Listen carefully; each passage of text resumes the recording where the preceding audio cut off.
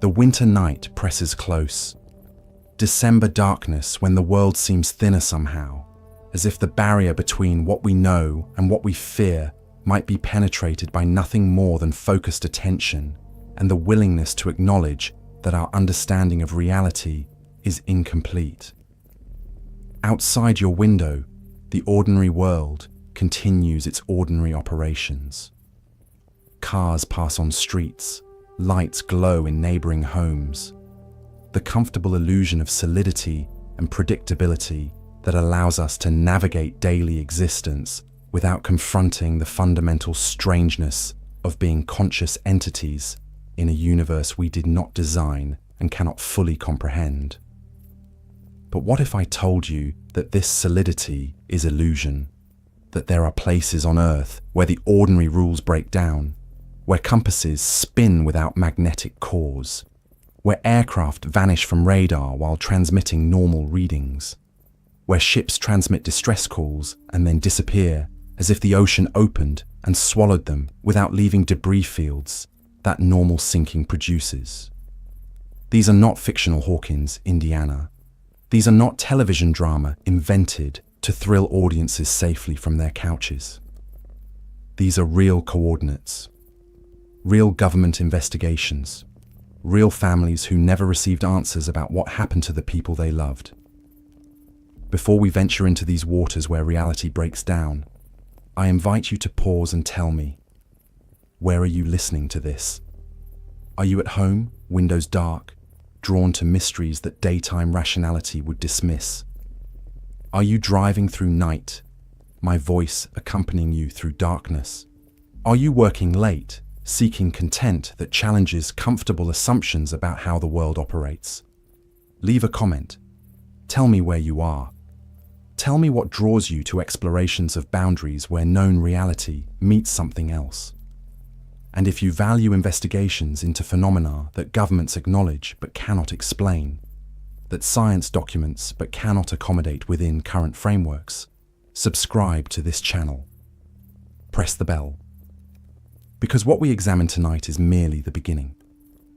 These oceanic portals, the Bermuda Triangle, the Michigan Triangle, the Devil's Sea, are only 3 of 7-dimensional interfaces we will catalogue across 2 documentaries. Tonight, we examine waters that consume. In the second part, we will turn to land, where Pentagon investigators spend millions studying ranch that violates known physics, where entire populations vanish from Alaskan wilderness, where Norwegian scientists document lights that have defied explanation for 40 years. But tonight, we begin with water.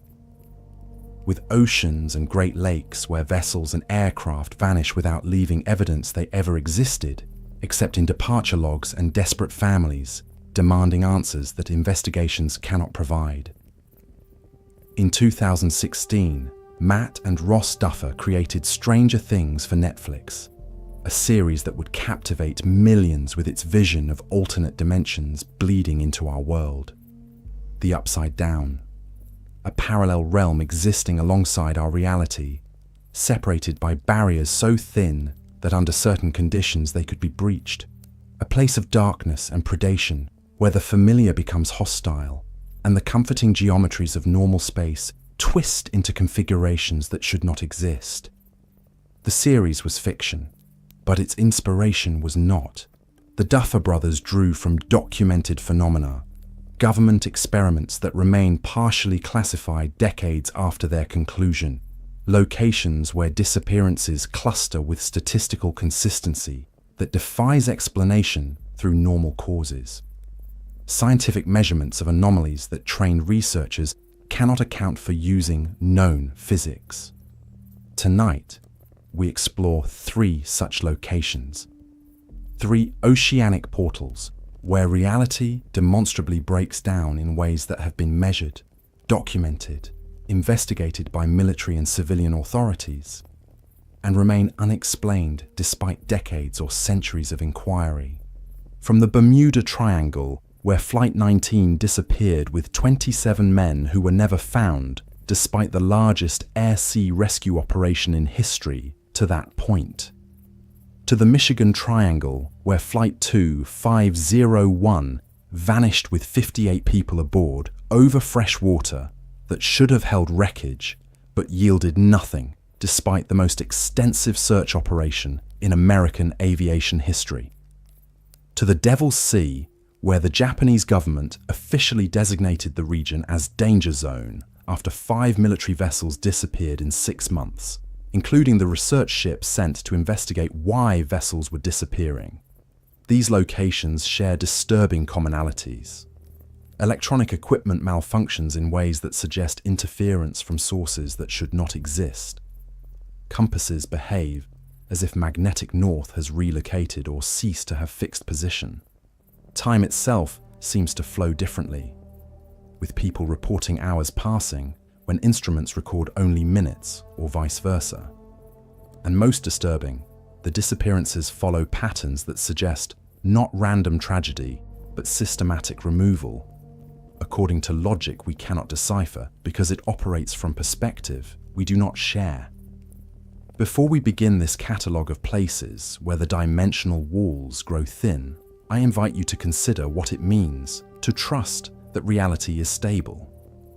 You navigate the world, assuming that the floor will support your weight, that gravity will continue operating according to familiar principles, that the space you occupy will not suddenly interface with space from elsewhere according to mathematics you cannot perceive. But this trust is not guaranteed by the universe. It is assumption based on statistical regularity, not absolute law. And in certain locations, that regularity breaks down with enough consistency to suggest that what we call normal reality is actually local phenomenon that does not apply universally across all points in space. The locations we examine tonight are documented in government files, in Coast Guard incident reports and FAA investigations, in Japanese Maritime Safety Agency official danger zone designations. This is not conspiracy theory or internet speculation. This is archived documentation accessible through Freedom of Information Act requests and historical records that remain public despite attempts by various authorities to minimize their significance. The oceanic portals we explore share geometric characteristic that cannot be coincidence. They form triangles. The Bermuda Triangle bounded by Miami, Bermuda, and Puerto Rico. The Michigan Triangle bounded by Ludington, Benton Harbor, and Manitowoc.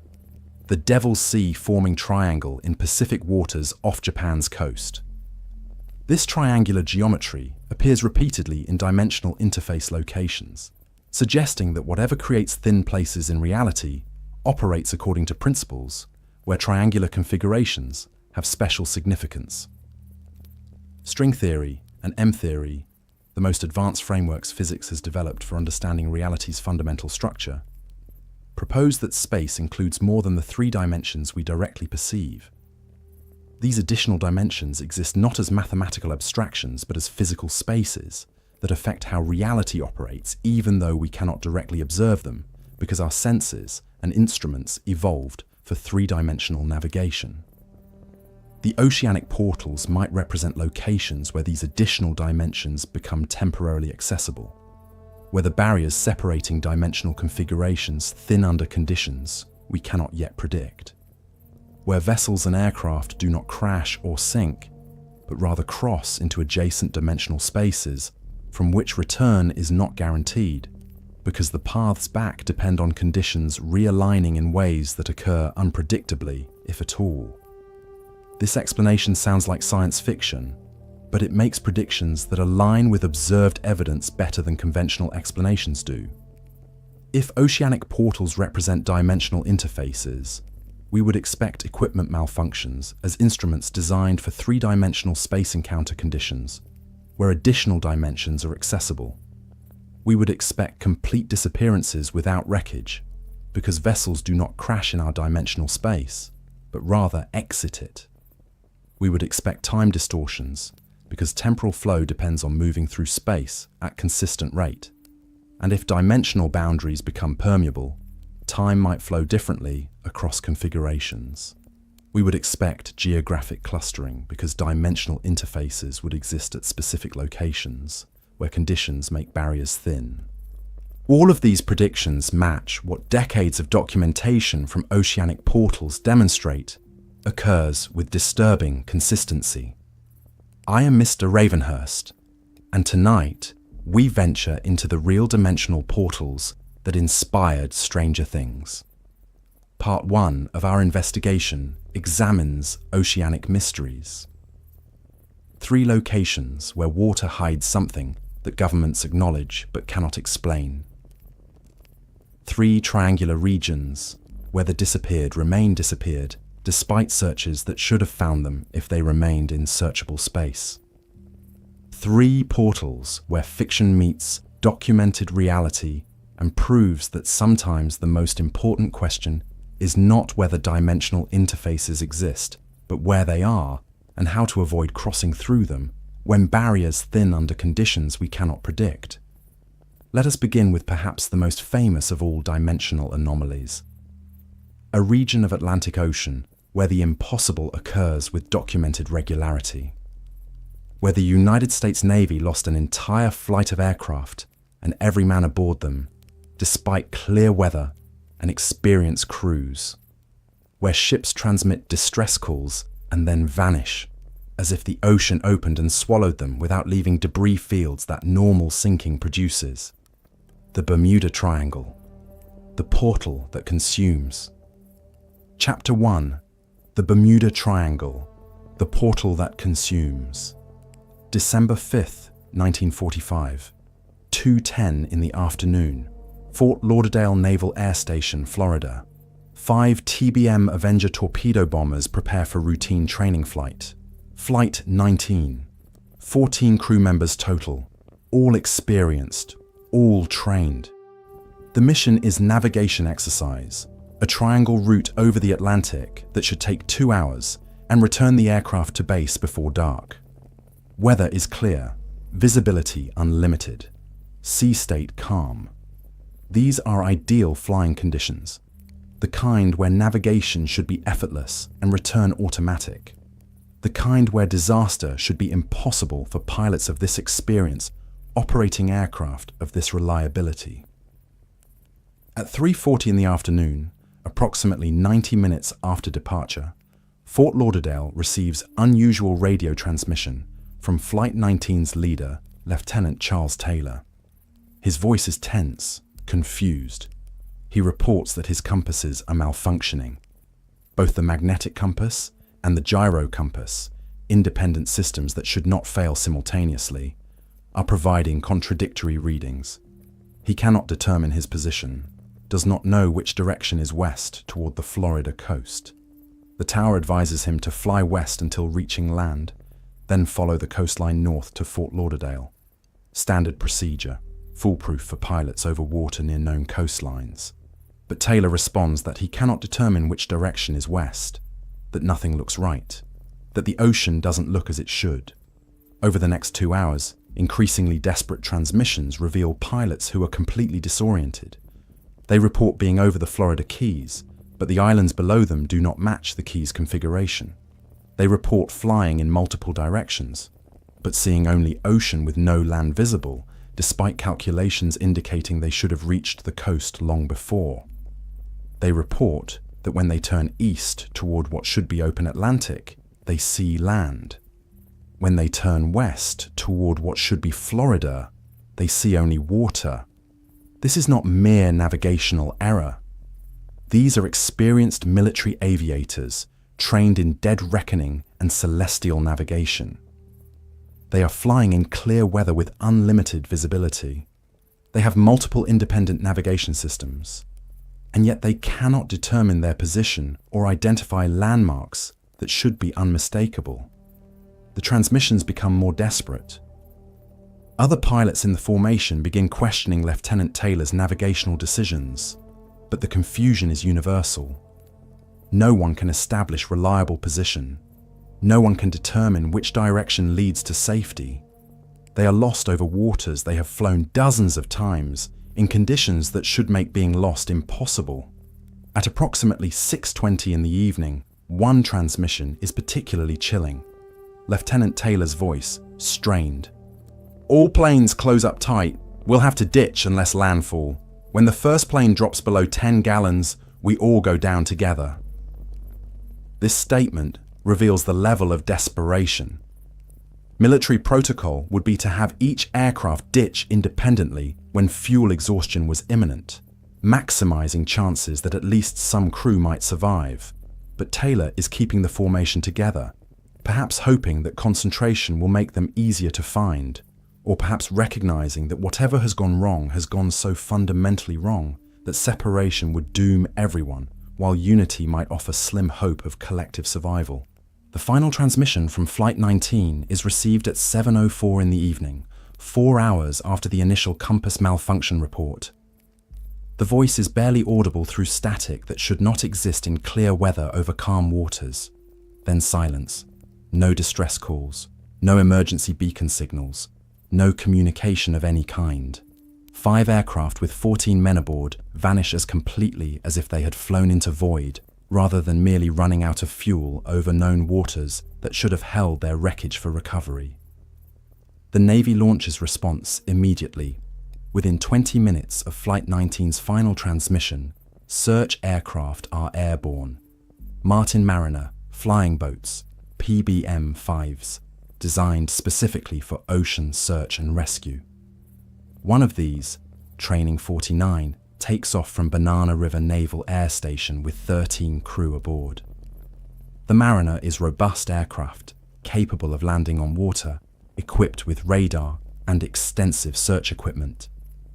If Flight 19 is findable, Training 49 should find it. At 7:50 in the evening, 23 minutes after takeoff, Training 49 transmits routine position report, indicating it is on course toward the search area. The transmission is normal, professional, indicating standard operations. Then nothing. Training 49 vanishes exactly as Flight 19 vanished. No distress call, no indication of trouble, no emergency beacon activation. 13 more men disappear searching for the original 14. The search expands. This is now not merely training flight gone missing, but search aircraft vanished while conducting rescue operation. Ships from Coast Guard and Navy converge on the region. Additional aircraft are launched. The operation grows to become the largest air-sea rescue effort in American history to that point. The search continues for days, then weeks, covers 250,000 square miles of Atlantic Ocean. Coast Guard cutters cross and recross search grids. Aircraft photograph every square mile of ocean surface. Submarines search underwater. The technology available in 1945 is mobilized completely to find Flight 19 and Training 49. They find nothing, no wreckage, no oil slicks, no bodies, no life rafts, no personal effects, no debris of any kind that can be conclusively linked to the missing aircraft. 6 aircraft, 27 men, vanished over heavily traveled waters close to the United States coast. The search finds exactly what would be found if the aircraft had never existed. Complete absence where intensive investigation should reveal at minimum some trace. The official Navy report, after exhaustive investigation, includes phrase that appears nowhere else in military aviation accident documentation. They vanished as completely as if they had flown to Mars. This phrase deserves attention. Military investigation boards are staffed by experienced officers and technical specialists who use precise language. They attribute accidents to mechanical failure, pilot error, weather conditions, enemy action. They categorize causes according to established frameworks that allow learning from failures to prevent future incidents. They do not make poetic comparisons to interplanetary travel. The use of this phrase suggests investigators confronting phenomenon for which normal categories of explanation were inadequate. They could not say the aircraft crashed because no evidence of crashing was found. They could not say they ditched at sea because standard ditching produces debris fields that float and can be recovered. They could not identify mechanical failure because no wreckage existed to examine. They could not attribute loss to weather because weather was documented as clear. They could not invoke pilot error because multiple experienced pilots all failed simultaneously in ways that should not occur independently. The only analogy that captured the totality of the vanishing was leaving Earth entirely, flying to Mars, departing the planet and all its searchable space. This was not literal suggestion, but rather admission that whatever happened to Flight 19 and Training 49 was so complete, so absolute, that the aircraft might as well have left Earth because they were certainly not findable anywhere on Earth, despite the most extensive search operation conducted to that point. Flight 19 is the most famous Bermuda Triangle disappearance, but it establishes pattern that repeats with disturbing consistency. The region bounded roughly by Miami, Bermuda, and Puerto Rico, approximately 500,000 square miles of Atlantic Ocean, has been associated with vanishing since the earliest days of European exploration. Christopher Columbus, during his first voyage in 1492, recorded in his log Strange Compass variations and inexplicable lights above the ocean in the region that would later be called the Bermuda Triangle. On October 11th, 1492, the night before Columbus would sight land in the Bahamas, his compass showed deviations that made navigation difficult. The compass, which should have pointed consistently north, wavered and pointed in directions that contradicted its normal behavior. Columbus was an experienced navigator who trusted his instruments, but in the waters that would become the Bermuda Triangle, those instruments behaved as if magnetic north was not fixed, but was shifting position. That same night, Columbus and several crew members saw lights beneath the water's surface. The lights moved in coordinated patterns. They appeared and disappeared according to sequence that suggested intention rather than random natural phenomenon. Columbus described them in his log as unlike anything he had seen in his extensive sailing experience. They were not bioluminescence, which Columbus knew from other waters. They were not reflected starlight or moonlight. They were lights moving beneath the waves according to logic that Columbus could not decipher. These observations, recorded 5 centuries before Flight 19, established that the Bermuda Triangle's anomalous properties predate modern technology. Whatever causes compasses to malfunction and lights to appear beneath the water operated on Columbus's instruments in 1492, exactly as it would operate on Lieutenant Taylor's gyro compass in 1945. The phenomenon is not artifact of modern electronics or atmospheric conditions created by industrial civilization. It is feature of that region of space that has existed for at least 5 centuries, and likely far longer, predating any human presence in the area. The documented disappearances in the Bermuda Triangle number in the dozens for aircraft and over 50 for ships, with estimates of total persons lost exceeding 1,000 since the 1800s when reliable record-keeping began. These are not merely vessels that sank in storms or aircraft that crashed due to mechanical failure. These are cases where vessels and aircraft vanished without distress calls, without wreckage, without any evidence that they ever existed except for the fact that they departed port or airfield and never arrived at their destinations. The USS Cyclops, March 1918. A massive Navy collier, 542 feet long, displacing over 19,000 tons fully loaded, carrying 306 people, crew and passengers. The ship departed Barbados on March 4th, bound for Baltimore. Weather reports along the route showed normal conditions, no storms, no unusual seas. The Cyclops was a well-maintained vessel commanded by an experienced officer. It had functional radio equipment that could have transmitted distress signal if trouble developed. The ship never arrived in Baltimore. No distress call was ever received. No wreckage was ever found despite extensive searches. 306 people and the largest vessel ever to vanish in the Bermuda Triangle simply ceased to exist between Barbados and Baltimore. The loss remains the single largest loss of life in United States Navy history, not involving combat. More people died on the Cyclops than died at Pearl Harbor aboard any single vessel. Yet the Cyclops disappeared without producing any evidence that would indicate what happened. The investigation examined every possibility: that the ship encountered storm, but weather records showed no severe weather along the route; that the ship suffered catastrophic mechanical failure, but such failures produce floating debris from cargo and superstructure that should have been found; that the ship was attacked by German submarine during World War I, but no submarine claimed the sinking, and no torpedo damage was reported in any German naval records; that the ship's cargo shifted, causing capsize, but even capsized vessels leave oil slicks and debris fields that are detectable. No explanation accounts for how a vessel of Cyclops size could vanish so completely. The ship should have left evidence. Its disappearance violated normal maritime disaster patterns in ways that forced investigators to conclude simply that the Cyclops vanished without determinable cause. The families of 306 people received no answers. The Navy added USS Cyclops to the list of vessels lost without explanation, and the Bermuda Triangle added another disappearance to its accumulating record. The Star Tiger, January 30th, 1948.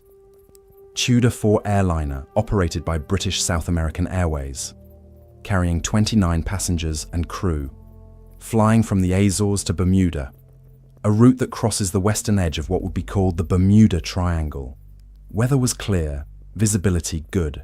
The aircraft was modern for its time, well maintained, operated by experienced crew.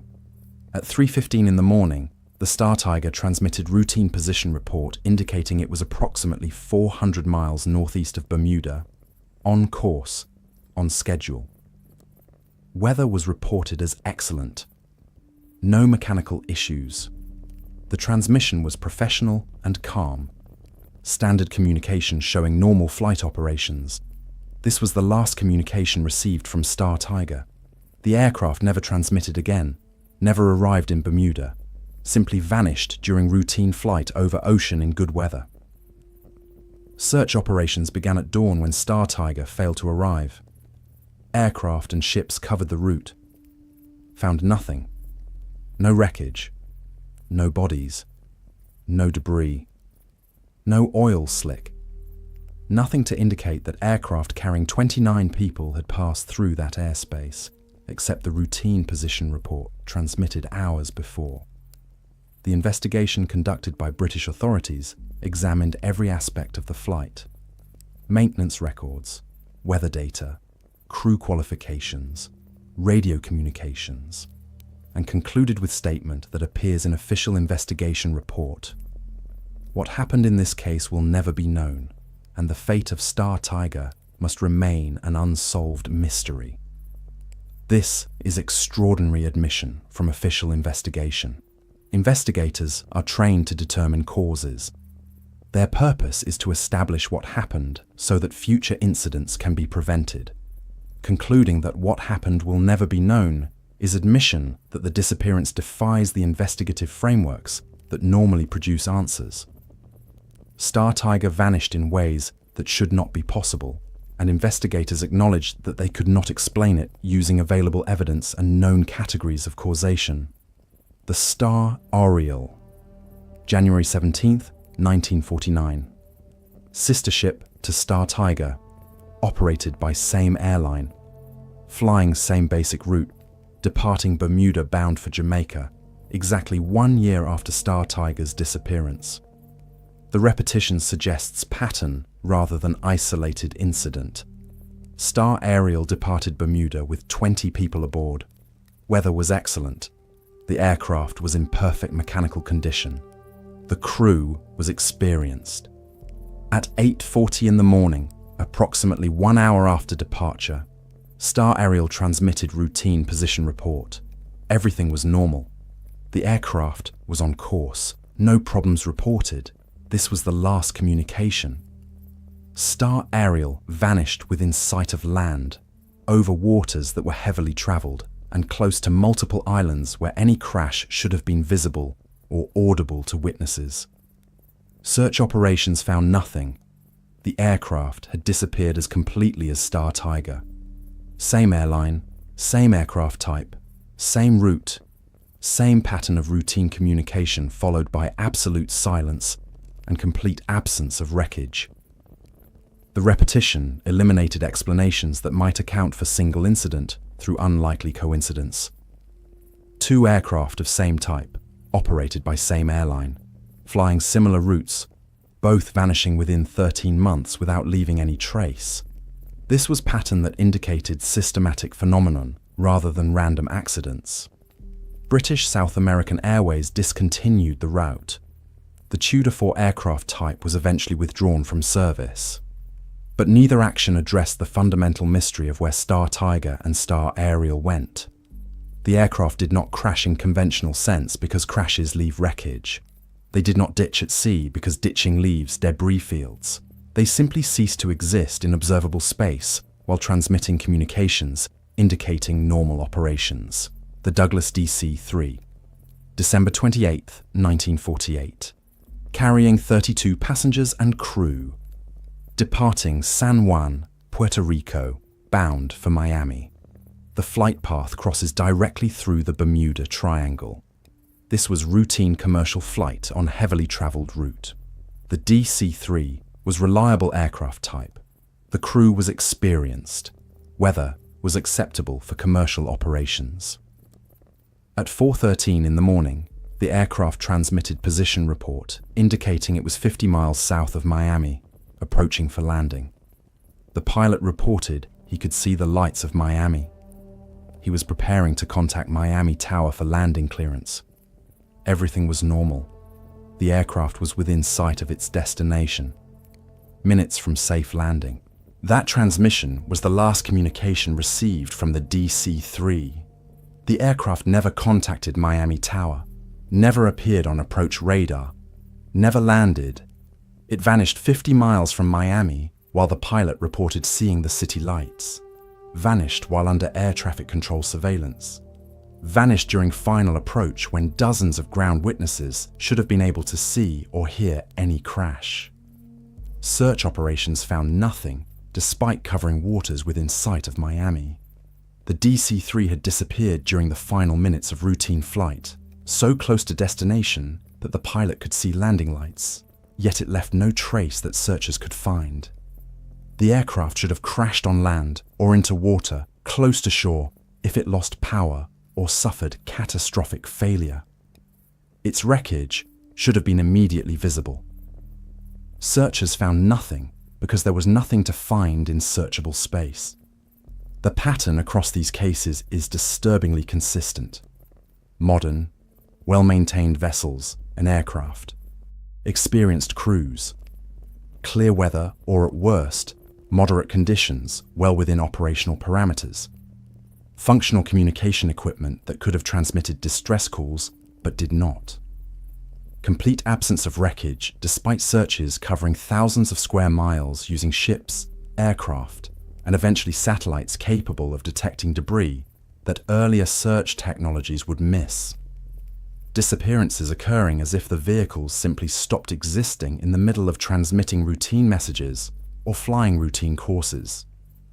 The explanations proposed by various investigators fall into two categories: natural and anomalous. The natural explanations invoke methane hydrate eruptions, electromagnetic anomalies from the Gulf Stream, freak waves, or simple human error compounded by unfortunate circumstances. The anomalous explanations invoke dimensional portals, time slips, or interference from sources not yet understood by conventional science. The methane hydrate theory proposes that pockets of methane trapped in the ocean floor periodically erupt, releasing massive bubbles of gas that rise rapidly through the water. Ships caught in these eruptions would lose buoyancy because the water around them becomes aerated, reducing its density below the point where it can support vessels' weight. Ships would sink too quickly to transmit distress calls. Aircraft flying through methane clouds would experience engine failure because methane displaces oxygen that engines require for combustion. This theory is supported by geological evidence that methane deposits exist in the Triangle region and that eruptions do occur periodically. But methane eruptions leave evidence. They create disturbances visible on the ocean's surface as bubbles break through and gas vents into atmosphere. They leave gas signatures detectable by aircraft flying over eruption sites. They should produce debris fields as ships sink rapidly, but not instantaneously. Even rapid sinking allows lightweight materials to separate and float. And methane does not explain compass malfunctions that precede many disappearances, or the electronic equipment failures that Flight 19 experienced, or the time distortions that some survivors of near incidents report. The electromagnetic anomaly theory proposes that the Gulf Stream, a powerful current running through the Triangle region, generates magnetic fields strong enough to interfere with compasses and electronic equipment.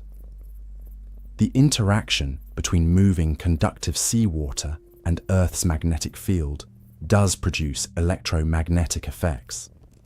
These effects could explain navigational confusion and equipment malfunctions. Pilots and navigators whose instruments fail might become disoriented and crash. But electromagnetic interference does not explain complete disappearances without wreckage. Confused navigators crash, but crashes leave evidence. Malfunctioning equipment causes accidents, but accidents produce debris. Electromagnetic anomalies might account for some incidents where cause of loss can be attributed to navigational error, but they do not explain Flight 19's organized transmissions showing complete disorientation despite experienced pilots in clear weather, or USS Cyclops vanishing without distress despite having functional radio, or Star Tiger and Star Ariel both disappearing while transmitting routine communications indicating normal operations. The freak wave theory, also called rogue waves, proposes that the triangle's unique bathymetry and current patterns occasionally generate waves of exceptional size that could overwhelm ships without warning. Satellite data confirms that rogue waves do occur in the region with greater frequency than in most ocean areas. A wave 70 feet high appearing suddenly in otherwise moderate seas could capsize vessel before crew could respond. The wave would disappear as quickly as it formed, leaving no evidence except the destroyed ship. But rogue waves do not affect aircraft. They do not explain Flight 19 or Star Tiger or Star Ariel or the dozens of other aerial disappearances. And while rogue waves could sink ships, they should leave wreckage. Ships destroyed by waves break apart. Cargo floats. Superstructure becomes debris. Bodies rise to the surface. The complete absence of any trace from USS Cyclops' loss suggests something beyond wave damage. Rogue waves destroy, but they do not erase.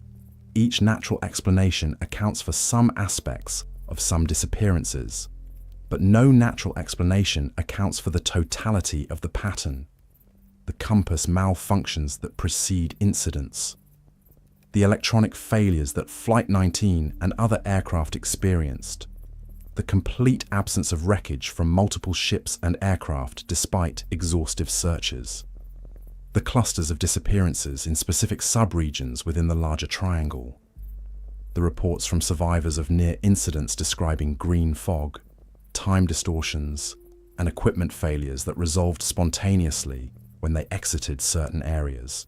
The anomalous explanations begin where natural explanations fail. If conventional physics cannot account for the observed phenomena, perhaps the phenomena indicate physics operating according to principles we have not yet incorporated into our understanding. Perhaps the Bermuda Triangle represents location where dimensional boundaries are permeable, where our familiar three-dimensional space interfaces with additional dimensions under certain conditions, where crossing from one-dimensional configuration to another becomes possible not through technology or intention, but through accident of being in wrong place, when dimensional barriers momentarily thin. This explanation sounds like science fiction, but it makes predictions that align with observed evidence better than natural explanations do. If the triangle represents dimensional interface, we would expect equipment malfunctions as instruments designed for three-dimensional space encounter conditions where additional dimensions are accessible. Compasses would fail because magnetic fields propagate differently across dimensional boundaries. Electronic equipment would malfunction because circuits designed for three-dimensional current flow encounter paths through higher dimensions that were not anticipated in engineering design. Complete disappearances without wreckage because vehicles and people do not crash or sink, but rather exit this dimension into adjacent dimensional space. They do not leave debris in our dimension because they are no longer in our dimension. They exist, but elsewhere, in configurations of space we cannot access because we are bound to familiar three-dimensional restrictions, and our search methods are designed for three-dimensional searching. Survivor reports of time distortions and strange fog because perception of time depends on moving through three-dimensional space at consistent rate.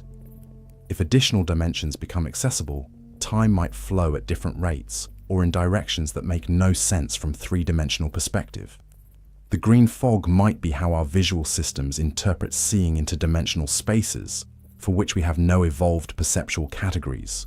Our brains cannot process input from dimensions they did not evolve to perceive, so they construct visual experience using categories available: fog, mist, unusual colors, to represent something that has no proper representation in three-dimensional perception. Geographic clustering of incidents, because dimensional interfaces would exist at specific locations where local conditions make barriers thin. These would not be random, but would concentrate in regions where geography, electromagnetism, ocean currents, or other factors create recurring vulnerability to dimensional bleed-through. The Bermuda Triangle's boundaries are not arbitrary. They represent region where whatever creates dimensional permeability operates most consistently, though the effect extends beyond strict boundaries and varies in intensity over time, according to factors we cannot yet predict. This explanation remains speculative. No scientific consensus supports it because science operates conservatively, accepting new frameworks only when old frameworks fail completely to account for observations. The Bermuda Triangle phenomena have not yet forced that failure because natural explanations can account for individual cases, even if they struggle to account for patterns across many cases. But the dimensional interface explanation has advantage of accounting for the totality, with single mechanism rather than requiring multiple separate unlikely factors to coincide repeatedly across decades and hundreds of cases. Stranger Things presented this concept through the Upside Down, a dark mirror of our world, existing in the same locations but displaced across dimensional barrier, accessible through gates that opened under specific conditions created by experiment or accident, populated by entities that evolved in that space according to different selection pressures than governed evolution in our more familiar dimension. The series was fiction, but the concept of dimensional interfaces at specific geographic locations derives from documented anomalies that the Bermuda Triangle exemplifies.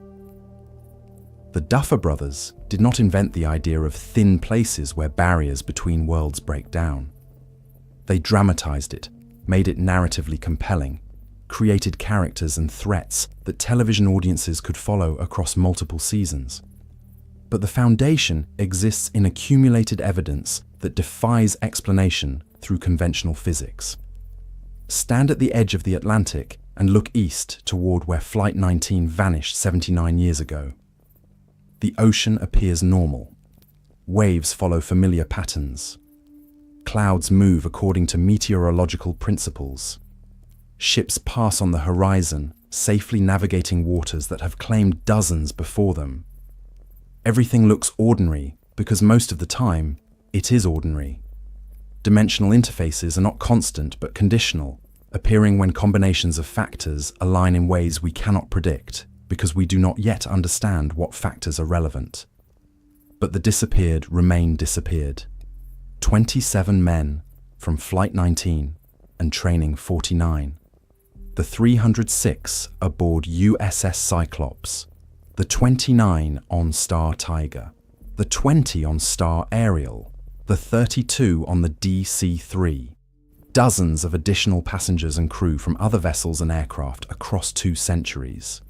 They existed, departed on routine journeys, transmitted normal communications, and ceased to exist in our dimensional space without leaving evidence of how or why. Their families received no answers. Investigations concluded with admissions that the disappearances could not be explained through available frameworks. Insurance companies paid out on policies despite having no wreckage to confirm loss. The disappeared became statistics in files that remain open because closing them would require determining causes that investigations could not establish.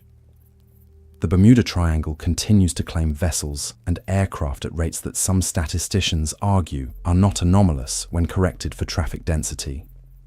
They point out that the triangle encompasses one of the most heavily traveled regions of ocean on Earth, that weather can be severe, that the region includes deep waters where wreckage might sink beyond recovery depth. All true.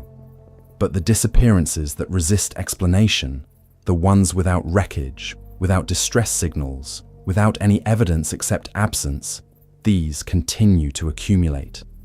And they maintain the pattern: equipment malfunctions, navigational confusion, complete vanishing, as if the triangle does not destroy, but rather relocates, moving people and vessels from this dimensional space into configurations we cannot access, because we remain bound to the space where we evolved and where our instruments function according to principles that apply locally but not universally.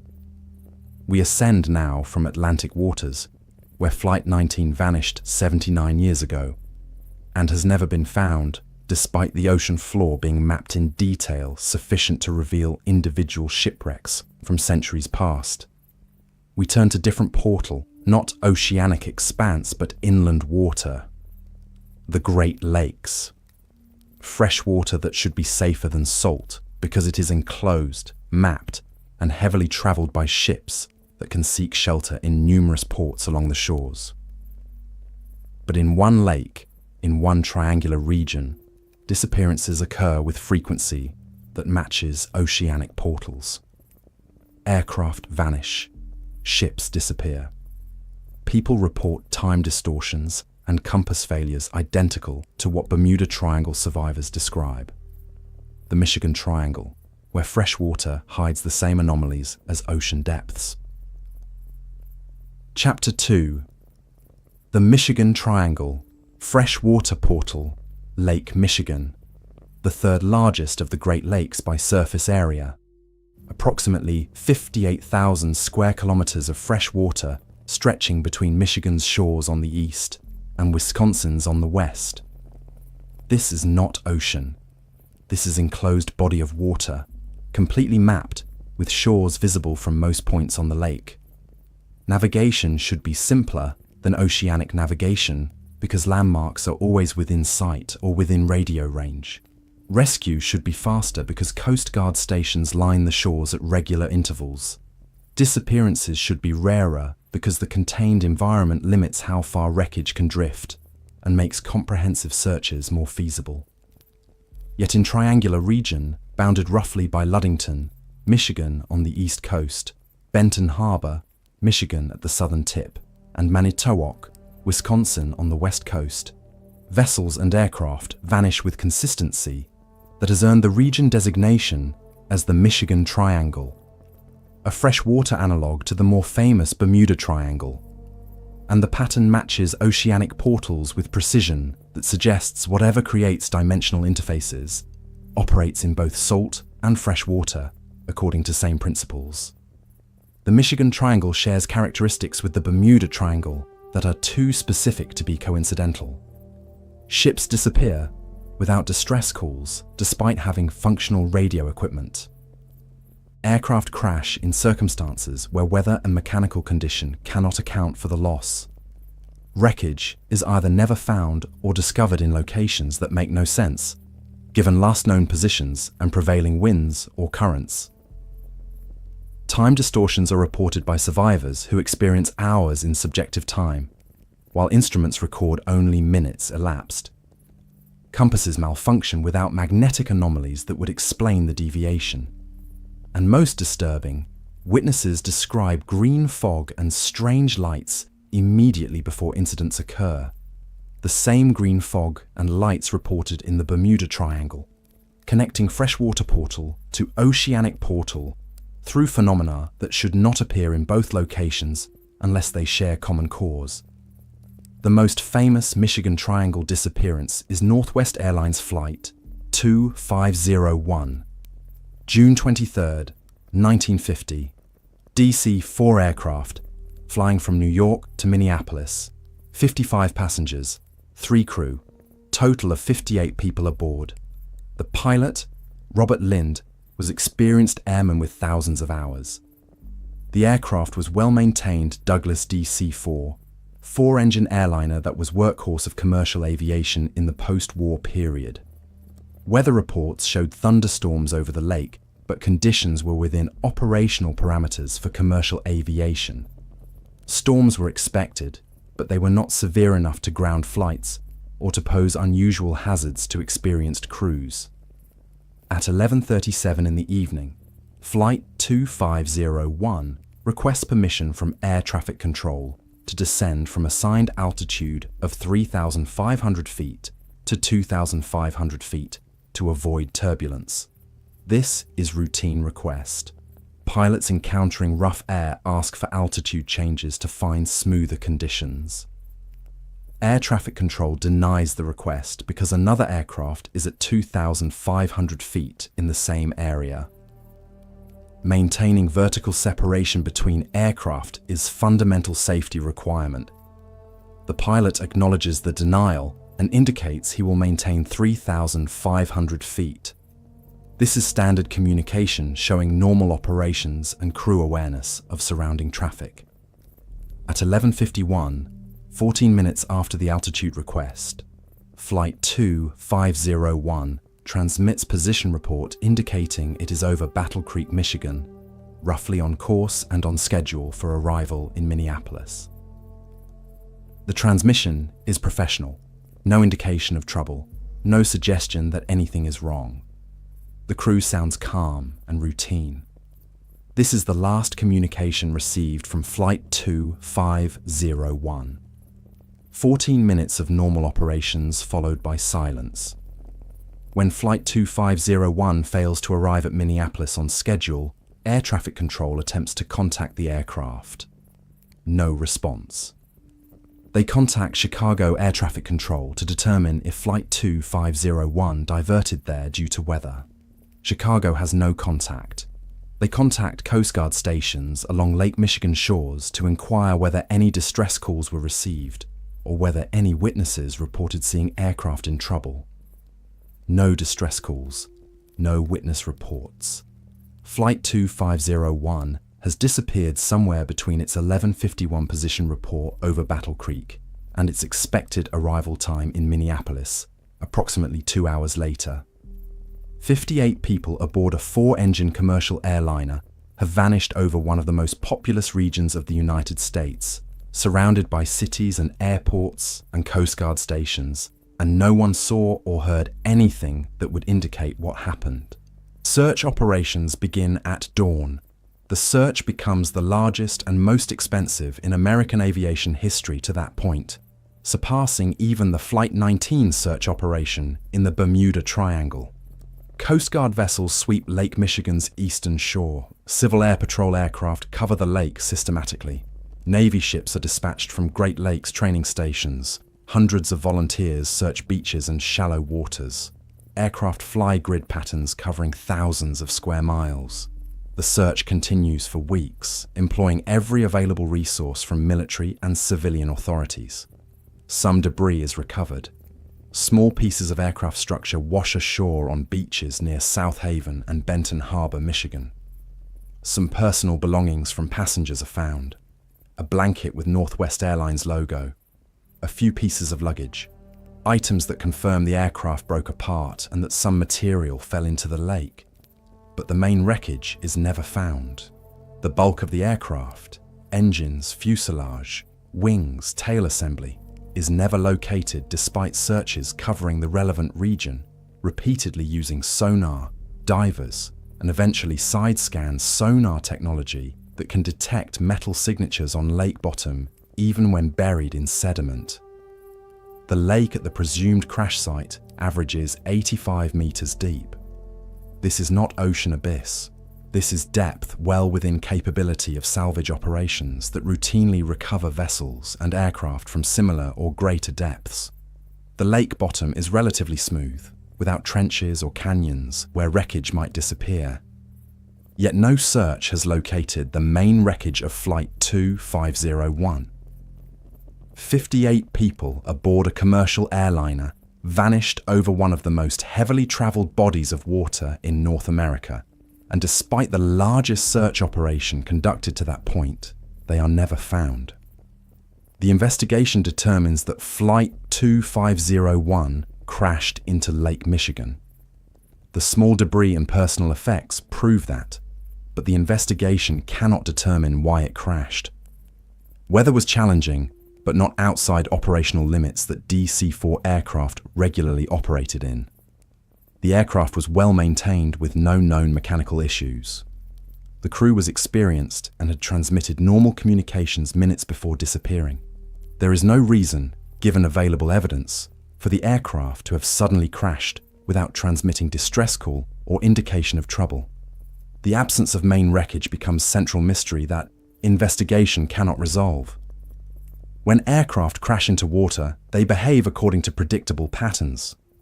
If impact is relatively controlled, pilot attempting emergency landing on water, the aircraft sinks relatively intact, usually breaking into several large pieces that remain in proximity to each other on bottom. If impact is violent, loss of control, high-speed descent, the aircraft breaks apart on impact or during descent, creating large debris field where major components are scattered but remain findable because engines, wing assemblies, and fuselage sections are massive objects that sink predictably and do not disappear. Flight 2501 did neither. Small debris was found scattered across wide area, suggesting breakup at altitude or violent impact. But no large pieces. No engines weighing thousands of pounds that should be detectable by sonar. No fuselage sections. No wing assemblies with intact fuel tanks. The major components that should survive even catastrophic breakup simply do not exist in any locations searchers can find. This absence suggests either that the aircraft disintegrated so completely that no large pieces remained, which would require forces beyond what normal crashes produce. Aircraft are designed to be strong, and even catastrophic crashes leave large recognizable pieces, or that the main wreckage is in location the searchers did not cover, which is unlikely given the thoroughness of search operation that covered every plausible area multiple times using increasingly sophisticated search technology over decades. The third possibility, which investigators never state explicitly, but which evidence supports as well as any conventional explanation, is that the wreckage is not in Lake Michigan in the sense of lying on the bottom in three-dimensional space, accessible to divers and sonar. That the aircraft entered the lake but did not remain in the lake. That Flight 2501, like Flight 19 in the Bermuda Triangle, crossed dimensional boundary at moment of crisis, and now exists in adjacent dimensional space where searchers cannot reach because search methods are designed for three-dimensional recovery and cannot access wreckage displaced across dimensional interface.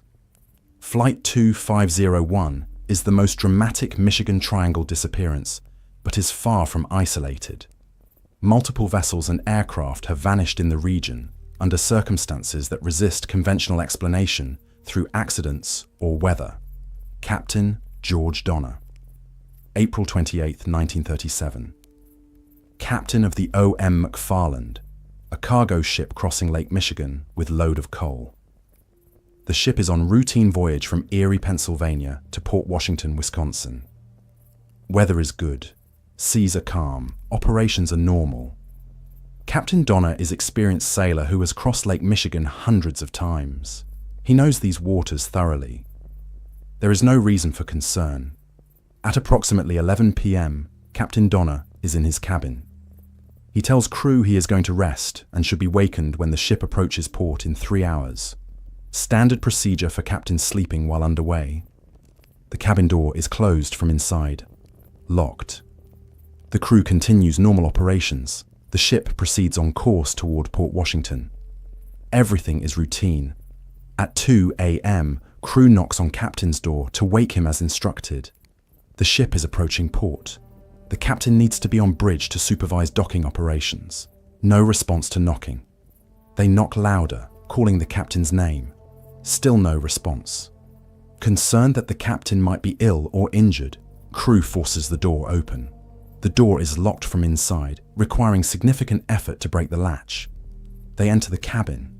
The cabin is empty. Captain Donner is gone. The cabin shows no signs of struggle. No indication that anyone entered or departed through the door except when the crew forced entry. The porthole is closed and latched from inside. The porthole is too small for adult human to pass through even if it were open, which it is not. Captain Donner has vanished from locked cabin on moving ship, while the door was under observation by crew working on deck outside, crew who would have seen anyone entering or leaving. The ship is searched thoroughly. Every compartment, every storage space, every location where a person might hide or might have fallen. Captain Donner is not found. The ship arrives in Port Washington without its captain, who vanished from locked cabin in circumstances that make no sense unless humans can teleport through walls or pass through locked doors without opening them.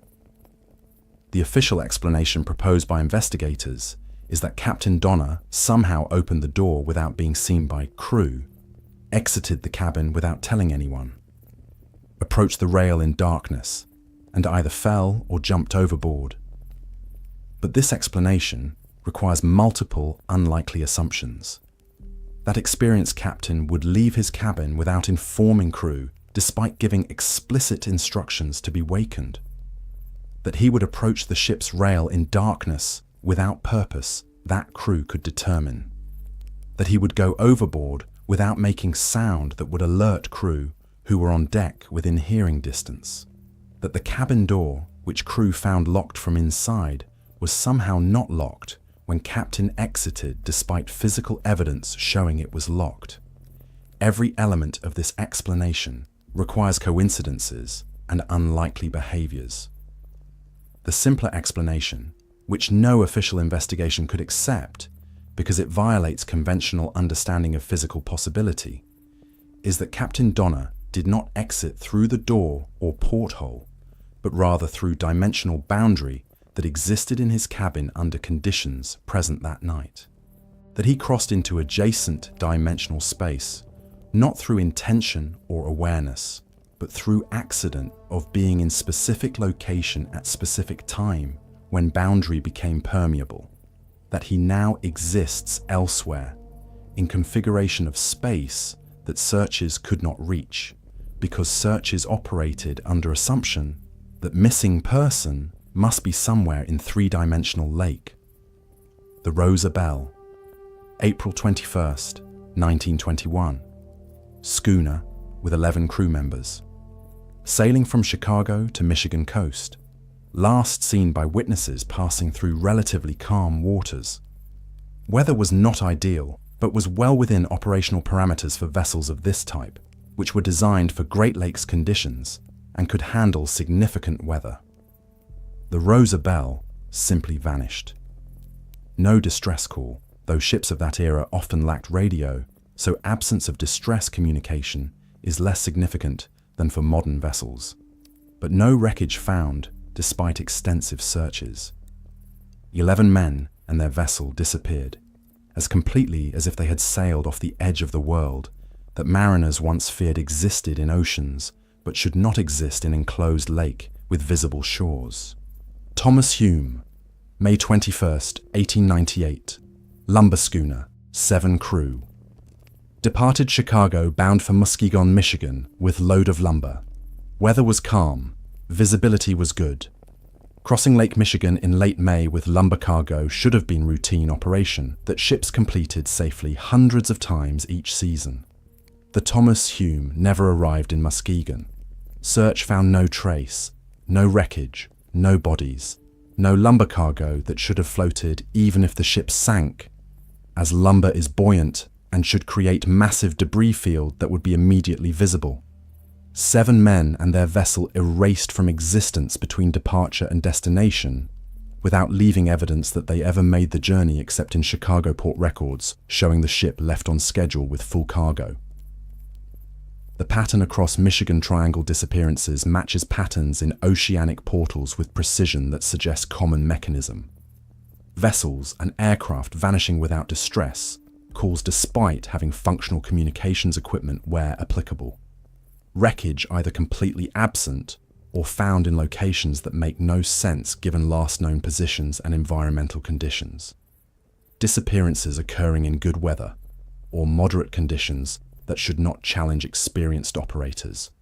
Complete absence of survivors or bodies despite searches covering relevant areas, thoroughly using progressively more sophisticated technology over decades. But the Michigan Triangle includes phenomena beyond disappearances that further suggest dimensional anomalies. Multiple pilots and sailors report time distortions while transiting the region. They describe subjective experiences where hours seem to pass while instruments show only minutes have elapsed. Or conversely, where minutes feel like seconds but clocks show significant time has passed. One pilot, flying small aircraft across Lake Michigan in May 1975, reported experience that he described in official report filed with FAA when he landed. He departed from Chicago at 2 p.m. expecting to arrive in Muskegon approximately 90 minutes later. He flew the route he had flown dozens of times previously. Weather was clear, visibility unlimited. He had no reason to expect anything unusual. But when he landed in Muskegon and checked his watch, it showed 6:45 p.m. Nearly 5 hours had passed. He had no memory of additional time. The flight felt like normal 90-minute crossing.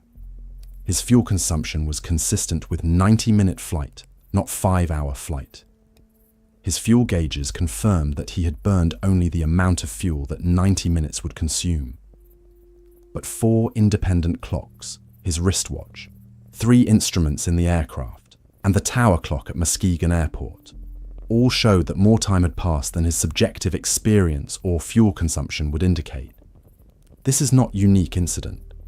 Multiple reports describe similar temporal anomalies where subjective time and measured time diverge while crossing the Michigan Triangle. If time flows at different rates across dimensional boundaries, observers crossing between configurations would experience exactly this disconnect.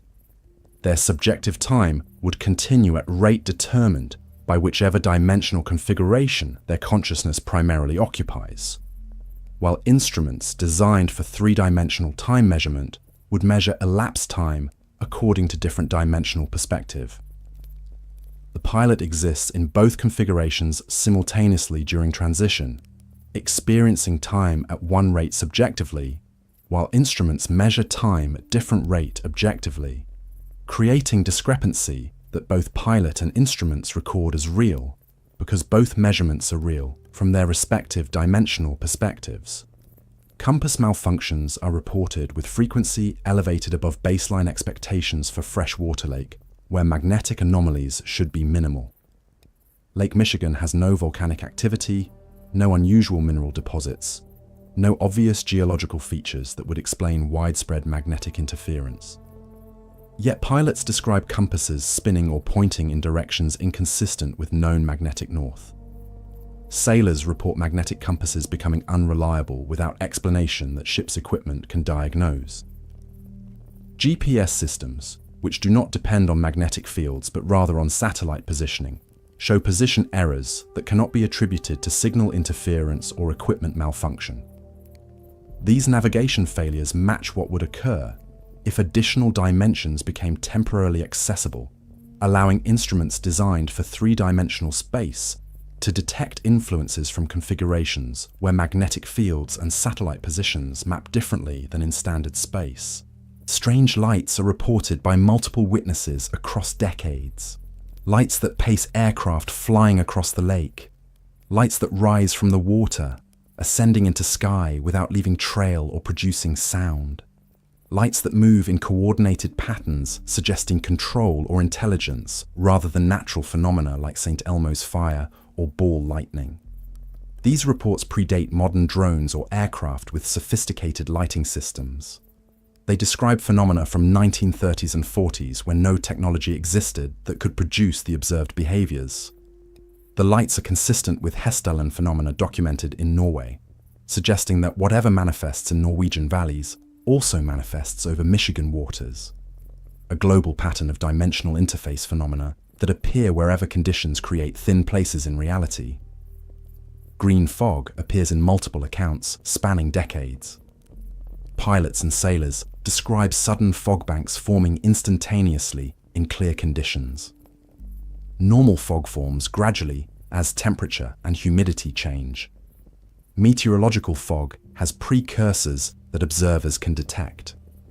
But Michigan Triangle fog appears without warning. One moment, visibility is unlimited. The next moment, dense fog reduces visibility to zero. The fog has distinctive green tint that witnesses consistently mention across decades of reports, despite having no communication with each other that would allow contamination of descriptions through shared cultural narrative.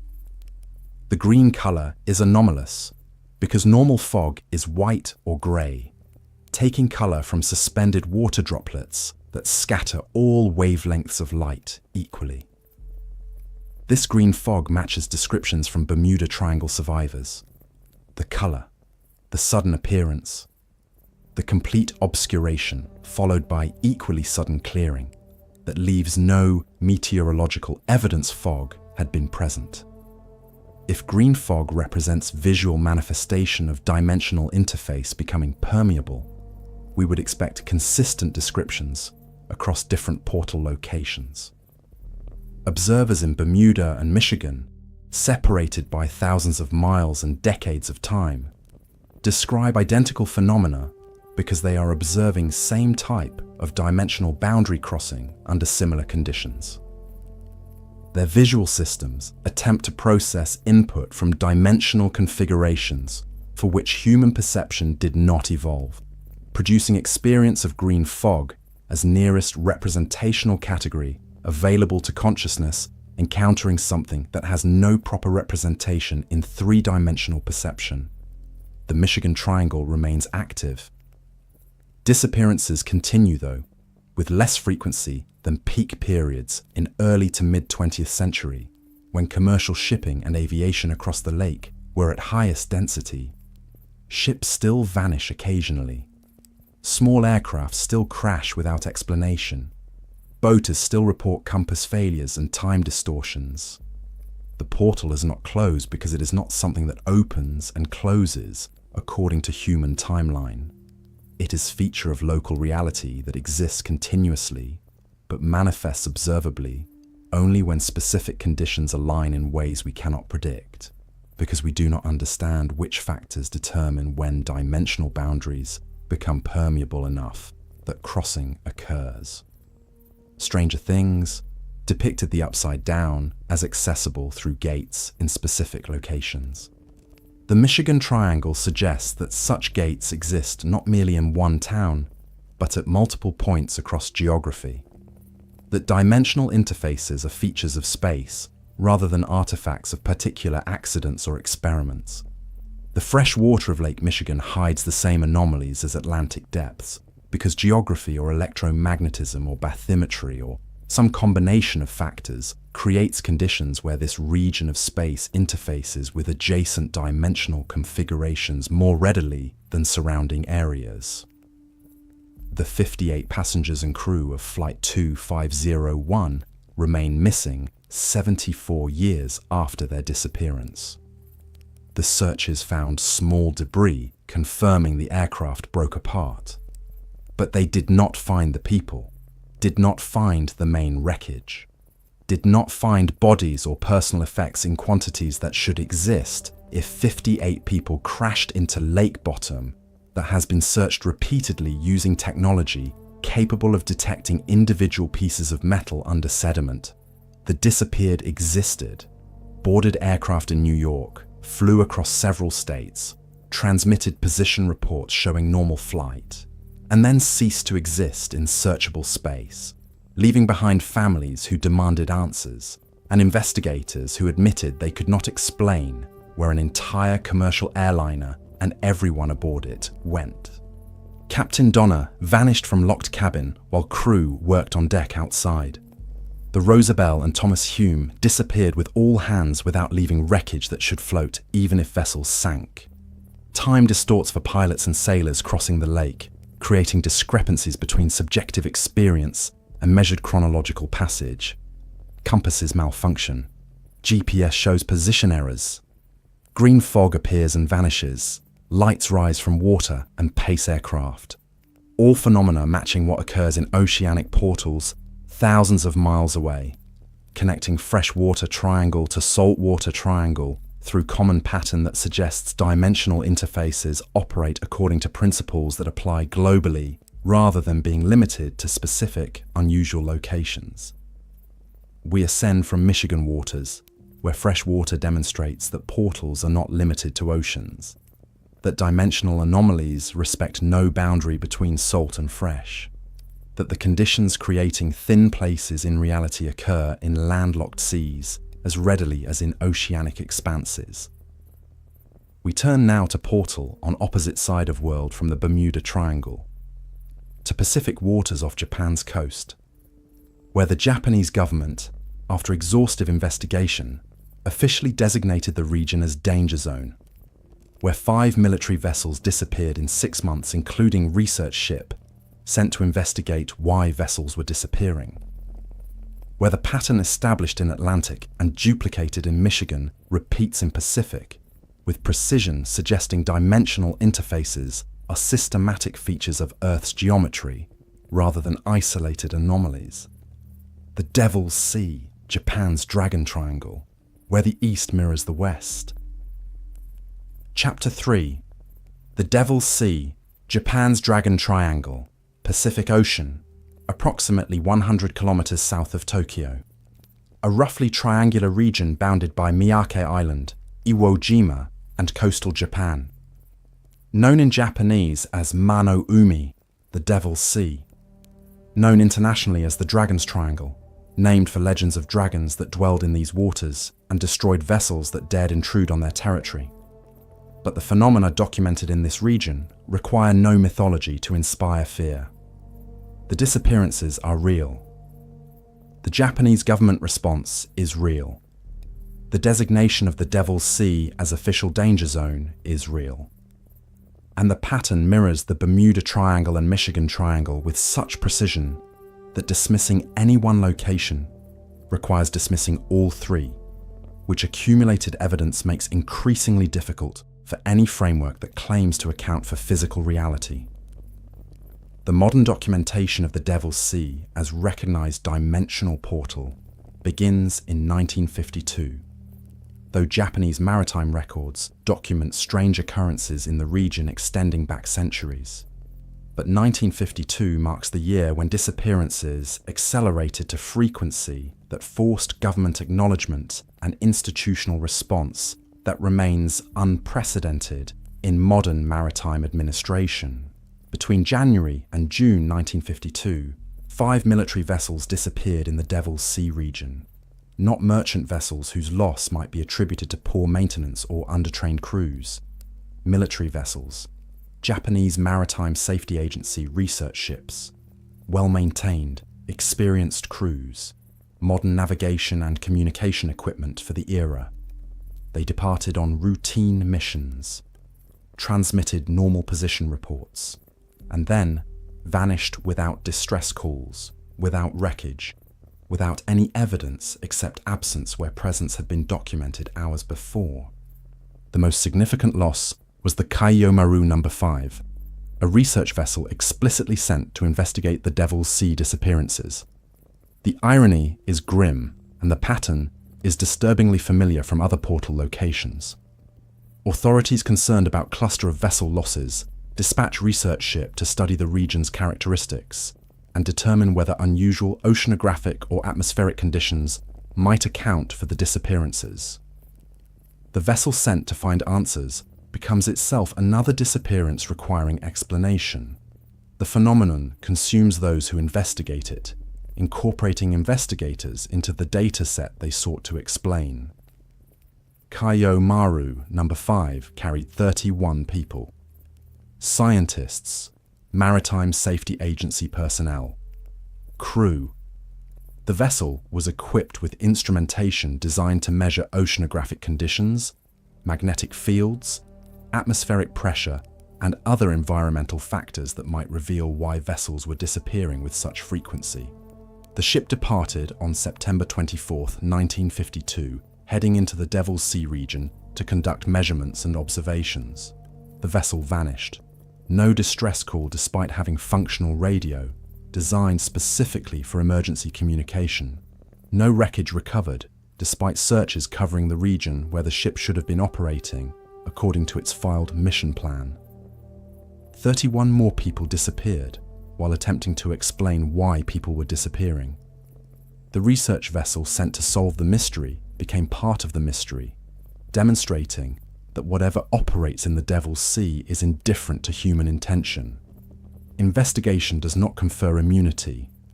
Understanding does not provide protection. The disappeared include those who sought to prevent further disappearances, suggesting that the phenomenon recognizes no distinction between innocent travelers and deliberate researchers. This pattern, where investigation of phenomena leads to investigators experiencing the phenomena they study, recurs across dimensional portal locations. Robert Bigelow's team at Skinwalker Ranch experienced the anomalies they were documenting. Military investigators examining the Bennington Triangle sometimes report compass malfunctions and disorientation matching what missing persons would have experienced before vanishing. Training 49. The search aircraft sent to find Flight 19 vanished exactly as Flight 19 had vanished. The Devil's Sea continues this pattern by claiming Kaiyomaru No.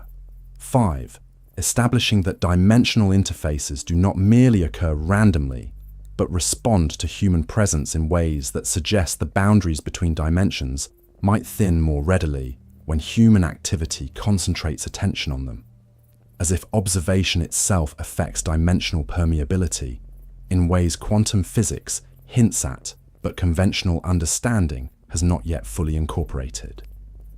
The Japanese government's response to the cluster of disappearances in 1952 was unprecedented in modern maritime administration. In 1954, after reviewing accumulated disappearances and finding no conventional explanations that could account for the pattern, the Maritime Safety Agency officially designated the Devil's Sea as danger zone. Mariners were advised to avoid the region if possible. Those who must transit the area were instructed to maintain maximum alertness, to report any unusual observations immediately, and to prepare for conditions that might not conform to normal maritime expectations. This was not informal warning passed through maritime community. This was not superstition or folklore. This was official government action, published in navigation notices, marked on official charts, taught in maritime training courses. The Japanese government, after investigation by qualified experts using scientific methods, concluded that the Devil's Sea presented hazards that could not be explained or mitigated through standard safety procedures, and that mariners should treat the region as fundamentally different from surrounding waters. The designation remains in effect today, over 70 years after initial implementation. The Devil's Sea appears on Japanese maritime charts with warnings. Navigation courses teach mariners about the region and its history. Shipping companies route vessels to avoid the area when practical. This is institutional acknowledgement at the highest levels of government maritime authority that dimensional portals are real phenomena requiring official response even though the mechanisms remain inexplicable through conventional frameworks. The phenomena reported in the Devil's Sea match, Bermuda Triangle and Michigan Triangle patterns with precision that suggests common cause, operating according to global principles. Compasses malfunction, spinning or pointing in directions inconsistent with known magnetic north. Electronic equipment fails without explanation that technicians can diagnose and often resumes functioning when vessels exit the region, suggesting the failures are not due to mechanical breakdown, but rather to environmental conditions that affect how equipment operates. Radio communications become distorted or cease entirely, despite equipment showing no mechanical faults when tested in normal conditions. Time distortions are reported by crew members who experience subjective time at rates different from measured chronological time, creating discrepancies identical to those reported in Michigan Triangle. The meteorological patterns are distinctive and match what observers describe in other portal locations. Fogs form suddenly in clear conditions without the gradual development that meteorological fog requires. The fog has unusual thickness, reducing visibility to nearly zero within minutes of its appearance. Some witnesses report unusual colors in the fog, including green tints matching descriptions from Bermuda and Michigan. The fog appears without meteorological precursors that normally signal fog formation. No gradual temperature or humidity changes, no clouds descending, no visible moisture accumulation. It manifests instantaneously, as if reality in that location suddenly includes fog that was not present moments before. And it dissipates equally suddenly, clearing to unlimited visibility without gradual thinning, leaving no atmospheric evidence that fog had existed except in testimony of witnesses who experienced it.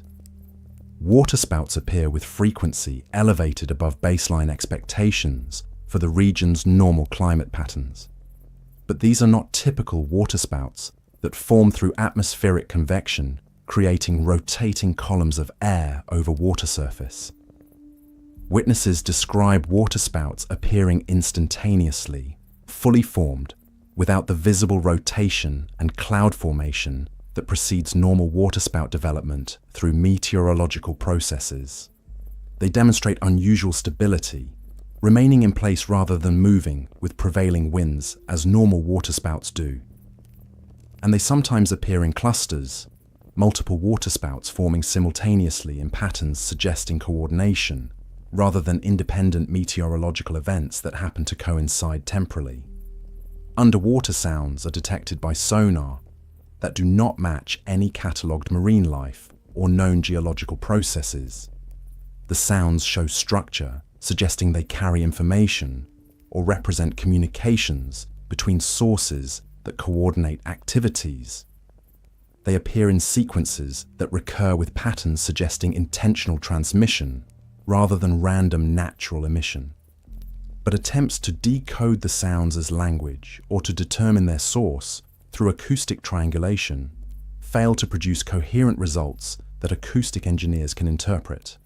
The sounds appear, they show patterns, they cease, and their source remains unidentified despite sophisticated listening equipment designed to detect submarines and other underwater threats at ranges of hundreds of kilometers.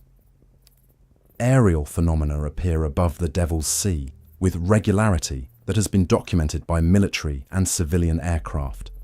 Lights that pace aircraft, matching speed and altitude while maintaining fixed distance. Lights that rise from ocean surface, ascending vertically at rates that would require propulsion systems, generating thrust beyond known aerospace capabilities. Lights that demonstrate flight characteristics impossible for conventional aircraft. Right-angle turns without deceleration. Acceleration that would destroy any vehicle through forces exceeding structural limits. Hovering stability in conditions where atmospheric turbulence should make stable hovering impossible.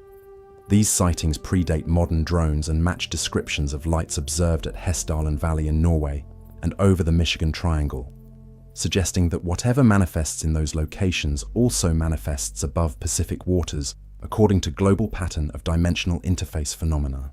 One incident, documented in Japanese Air Self-Defense Force records and later declassified under Freedom of Information requests, involved military aircraft conducting routine training exercise over the Devil's Sea region in October 1968. Multiple pilots observed large luminous object rising from ocean surface approximately 15 kilometers from their formation. The object accelerated vertically at speeds that radar operators estimated exceeded 15,000 kilometers per hour. At that velocity, atmospheric friction should produce visible plasma trail and infrared signature from heating. The object produced neither. It demonstrated right-angle turn without deceleration that would subject any physical object to forces that would tear it apart through structural failure. It paced the formation for approximately 2 minutes, maintaining position relative to lead aircraft despite the aircraft conducting evasive maneuvers designed to break contact with any pursuing craft. Then it accelerated horizontally and disappeared from visual observation and radar tracking simultaneously, as if it had not merely moved beyond detection range, but had ceased to exist in observable space. The pilots were experienced military aviators with hundreds of hours flight time. They were trained in aircraft identification and in distinguishing between conventional aircraft, weather phenomena, and instrumentation artifacts. They reported in official debriefing that the object was not any known aircraft type. It produced no visible propulsion signature, no exhaust, no contrail, no disturbance in air that visual observation could detect. It made no sound audible above aircraft engines, despite approaching to within 5 kilometers of the formation, close enough that any conventional aircraft would produce detectable noise. And it demonstrated flight characteristics that would destroy any vehicle constructed according to known aerospace engineering principles, through forces exceeding structural limits of known materials by orders of magnitude. The historical context deepens the mystery and connects modern observations to cultural memory spanning centuries. Japanese maritime folklore contains extensive legends about the Devil's Sea region, dragons that dwelled beneath the waves and destroyed vessels that disturbed their territory, spirits that lured sailors to their deaths through creating illusions of safe harbors that vanished when approached, islands that appeared and disappeared according to cycles that mortals could not predict, drawing vessels to ground on rocks that materialized without warning. These legends predate modern technology by centuries. They represent accumulated observations from generations of Japanese mariners who recognized that this region of ocean was different, that it operated according to rules that did not apply to surrounding waters, that survival required respecting boundaries that were not visible but were nevertheless real, because those who ignored them often did not return. The legends encode practical knowledge about dimensional interfaces, passed through cultural transmission long before scientific frameworks existed, that could describe the phenomena in terms of physics rather than mythology. Modern investigations have attempted to find geological or oceanographic explanations for Devil's Sea phenomena.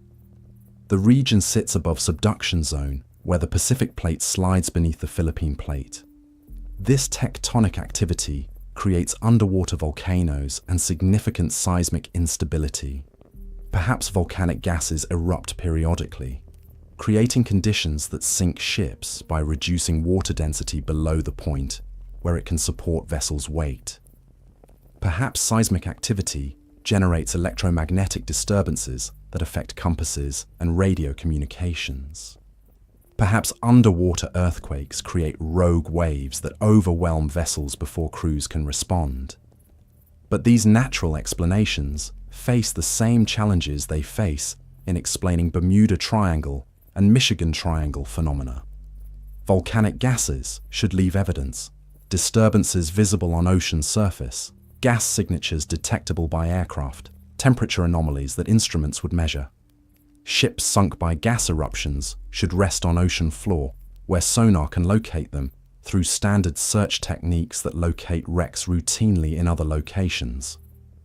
But the disappeared vessels of the Devil's Sea are not found, despite searches using progressively more sophisticated sonar technology that can detect individual objects smaller than human body at depths exceeding 1,000 meters. Electromagnetic disturbances from seismic activity should correlate with detectable earthquakes that seismograph networks would register. Seismographs in Japan are numerous and sensitive, capable of detecting earthquakes anywhere in the Pacific Basin. But the equipment malfunctions and compass failures reported in the Devil's Sea occur without corresponding seismic events that instruments record. The phenomena appear independently of tectonic activity, suggesting they are not caused by that activity, even if they might be correlated with it through some mechanism that current understanding has not yet identified. The pattern of disappearances does not correlate temporally with tectonic activity. Vessels vanish during seismically quiet periods as often as during active periods. The phenomena appear across the entire triangular region, despite tectonic activity being concentrated along the plate boundary that runs through only portion of the triangle. And most troubling for natural explanations, the phenomena include elements that geology and oceanography cannot accommodate: the precision of temporal distortions, the responsiveness of aerial lights to aircraft maneuvers, the organized patterns in underwater sounds, the instantaneous formation of fog and waterspouts. These suggest intelligence, or at minimum complex adaptive systems, that natural processes following deterministic physical laws do not predict. The dimensional interface explanation accounts for Devil's Sea phenomena, with same logic applied to Atlantic and Michigan triangles. If the region represents location where dimensional boundaries are thin, due to some combination of geological, electromagnetic, or other factors we do not yet fully understand, all observed anomalies follow as consequences of our three-dimensional space, intersecting with adjacent configurations, where physics operates according to principles that allow capabilities impossible in standard space. Ships and aircraft disappear not by sinking or crashing in conventional sense, but by crossing dimensional boundaries. They transition from our dimensional configuration into adjacent spaces, where they continue existing but are no longer accessible through three-dimensional search methods. The lack of wreckage is not because wreckage was destroyed or dispersed beyond recovery, but because it exists in dimensional space where sonar and divers cannot reach, because those search tools are designed for three-dimensional location and cannot access objects displaced across dimensional interfaces. Compass and electronic failures occur because instruments designed for three-dimensional physics encounter conditions where additional dimensions are accessible. Magnetic fields propagate differently across dimensional boundaries because field lines that are constrained to three-dimensional paths in normal space can take shortcuts through higher dimensions when boundaries become permeable, creating apparent deviations in field direction that compasses register as malfunction. Electronic circuits function according to different principles when current can flow through dimensions that standard circuit design does not anticipate, creating failures that appear as equipment breakdown, but are actually equipment responding correctly to conditions for which it was not engineered. Time distortions occur because temporal flow depends on moving through three-dimensional space at consistent rate along one-dimensional time axis. If dimensional boundaries become permeable, time might flow at different rates in different configurations, because the relationship between space and time, the geometry of space-time that relativity describes, varies across dimensional interfaces. Observers crossing boundaries would experience subjective time determined by whichever dimensional space their consciousness primarily occupies, while instruments measure objective time according to different dimensional perspective, creating discrepancies that both consciousness and instruments record as real because both measurements are real from their respective dimensional frameworks. The underwater sounds and aerial phenomena are manifestations of entities or processes that exist primarily in higher dimensions, but intersect our space sufficiently that we perceive them through instruments designed for three-dimensional detection. The sounds are not marine life or geological activity. They are dimensional interface events producing acoustic signatures as boundaries fluctuate, allowing energy or information to propagate between configurations in ways that create pressure waves detectable by sonar, even though the sources exist in spaces sonar cannot map. The lights are not aircraft or atmospheric phenomena. They are cross-sections of higher dimensional objects whose extent includes, but is not limited to, our familiar three dimensions, appearing as lights because our visual system can only perceive the portion of them that intersects three-dimensional space and interprets that intersection as luminous phenomena.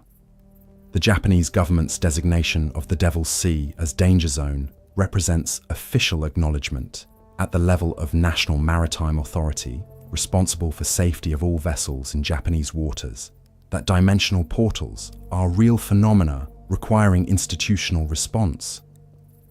The designation was not made lightly. It followed extensive investigation by qualified experts.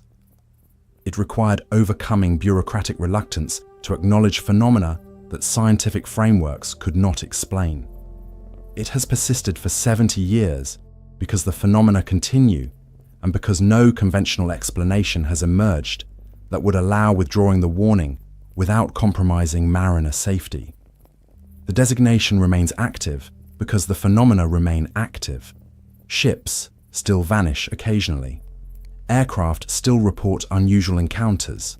Commercial vessels still experience compass malfunctions and electronic failures when transiting the region. The portal has not closed because it is not something that opens and closes according to human timeline or governmental acknowledgement. It is a feature of local reality that exists continuously and manifests observably when conditions align in ways we cannot predict, because the factors that determine dimensional permeability remain outside current scientific understanding. Stand at Japanese coast and look south toward the Devil's Sea. The ocean appears normal. Waves follow familiar patterns. Commercial shipping passes on horizon. Aircraft fly overhead on routine flights between Japanese cities and Pacific destinations. Everything looks safe because most of the time it is safe. Dimensional interfaces are conditional, becoming dangerous only when combinations of factors align in ways we do not yet understand, creating moments when boundaries thin sufficiently that crossing becomes possible. But the disappeared remain disappeared. 5 military vessels in 1952 alone. 31 people aboard Kaiomaru No. 5, who went to investigate and never returned. Dozens of additional vessels and aircraft across centuries of Japanese maritime history that folklore records and modern documentation confirms. They existed. They departed on routine voyages or deliberate research missions, and they transitioned into dimensional configurations where their families could not reach them, where search operations found no trace, where investigations concluded with admissions that explanations could not be established through frameworks that assume three-dimensional space exhausts physical reality.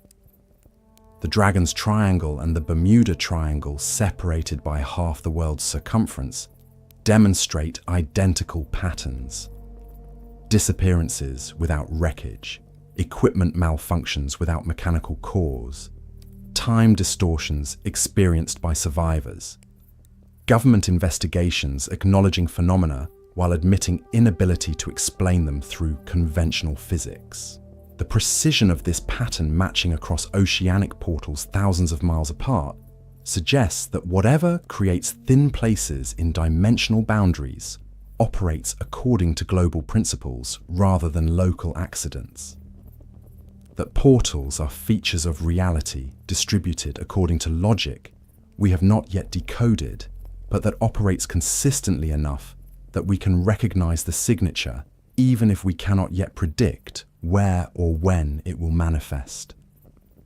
We ascend from Pacific waters where Japanese government officially warns mariners about dimensional hazards, where 5 military vessels vanished in 6 months investigating phenomena that consumed the investigators, where the pattern established in Atlantic and duplicated in Michigan repeats in Pacific, with precision establishing that dimensional interfaces are not isolated anomalies, but are systematic features of Earth's geometry, appearing wherever specific conditions exist. We turn now to conclusion of part 1 of our investigation into real dimensional portals that inspired Stranger Things. We have examined 3 oceanic portals, Bermuda Triangle, Michigan Triangle, Devil's Sea, demonstrating that dimensional interfaces are global phenomena operating according to principles that transcend specific locations.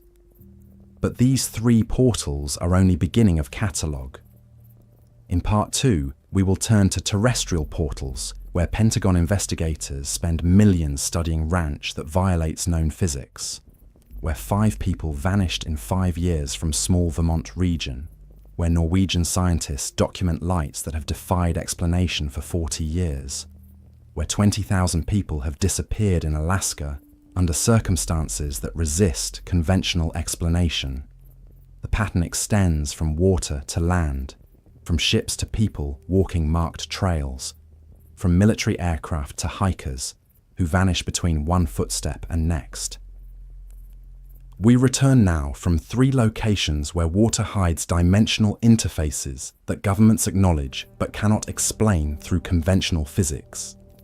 3 triangular regions where the disappeared remain disappeared despite searches covering terrain and water so thoroughly that finding nothing requires accepting that nothing exists in searchable space. 3 portals establishing that dimensional boundaries are not isolated anomalies, but are systematic features of reality distributed globally according to principles we have begun to recognize, even if we cannot yet predict or control. What have we learned from examining these oceanic portals? First, that the pattern is real and consistent. The Bermuda Triangle, Michigan Triangle, and Devil's Sea demonstrate identical phenomena despite being separated by thousands of miles. Compass malfunctions, electronic equipment failures, time distortions reported by survivors, complete disappearances without wreckage, green fog appearing suddenly, strange lights above and below water, government investigations concluding that causes cannot be determined through available frameworks. This precision of pattern matching across 3 widely separated locations suggests common cause rather than 3 independent sets of unusual circumstances that coincidentally produce similar effects. Second, that governments take the phenomena seriously enough to conduct extensive investigations and issue official warnings. The United States Navy concluded that Flight 19 vanished as completely as if they had flown to Mars. The United States conducted the largest search operation in aviation history, attempting to find Flight 2501, and found only scattered debris, despite searching lake bottom that has been mapped in detail, sufficient to reveal individual objects. Japan officially designated the Devil's Sea as danger zone and maintains that designation 70 years later. These are not actions of authorities dismissing phenomena as hoaxes or misidentifications. These are institutional responses acknowledging that dimensional interfaces create conditions requiring official attention at highest levels, even though mechanisms remain inexplicable. Third, that natural explanations struggle to account for the totality of evidence. Methane eruptions, electromagnetic anomalies, rogue waves, weather conditions, each can explain aspects of some incidents. But no natural explanation accounts for disappearances without wreckage across decades and hundreds of cases. No natural explanation predicts compass and electronic failures that resolve when vessels exit specific regions. No natural explanation accounts for time distortions where subjective experience and measured time diverge, while fuel consumption confirms shorter duration than clocks show. No natural explanation predicts green fog appearing instantly or lights responding to human activity, as Hessdalen phenomena do. Fourth, that dimensional interface theory makes predictions aligning with observations better than natural explanations. If oceanic portals represent locations where boundaries between dimensional configurations are permeable, we expect equipment malfunctions as instruments encounter conditions outside their design parameters. We expect disappearances without wreckage because crossing dimensional boundaries removes objects from searchable three-dimensional space. We expect time distortions because temporal flow varies across dimensional configurations.